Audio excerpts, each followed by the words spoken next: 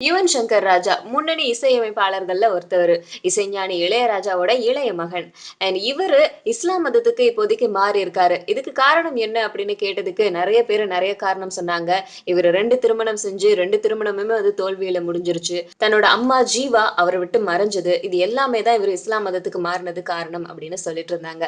ஆனா யுவன் சங்கர் ராஜா இதுக்கு ஒரு விளக்கம் குடுத்திருக்காரு முதல் தடவையா. இவரும், இவருடைய சிஸ்டரும் அவங்க அம்மாவ ஹாஸ்பிட்டலுக்கு கூட்டு போயிருக்காங்க. அவங்களுடைய கைய பிடிச்சு உட்கார்ந்துட்டு இருந்த இவருக்கு, அப்பதான் தெரிஞ்சது அவங்க அம்மா இறந்து போற நொடி அது அப்படின்னு சொல்லிட்டு. அதுக்கப்புறம் பயங்கரமா அழுதுருக்காரு. அந்த நேரத்துல தான் மெக்கால இருந்து திரும்பி வந்த இவரோட ஃப்ரெண்டு ஒரு பாய இவர்கிட்ட குடுத்து, "நீ எப்பலாம் பாரமா உணர்றியோ, இந்த பாய்ல உட்கார்ந்து தொழுகை பண்ணு. கண்டிப்பா உன்னுடைய மனசு லேசாகும்." அப்படின்னு சொன்னாராம். அதன்படியே செஞ்ச அவருக்கு, அப்பப்ப அவங்களுடைய அம்மா, "நீ இஸ்லாம் மதத்துக்கு மாறு." அப்படிங்கிறது சொல்றா மாதிரியான உணர்வு அவருக்கு அடிக்கடி ஏற்பட்டிருக்காம்.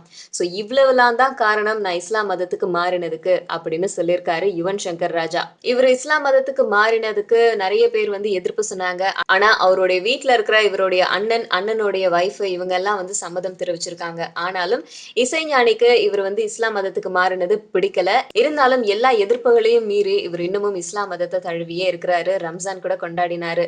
அது மட்டும் இல்லாம ஒரு முஸ்லிம் பெண்ணையும் திருமணம் செஞ்சுக்க போறாராம்.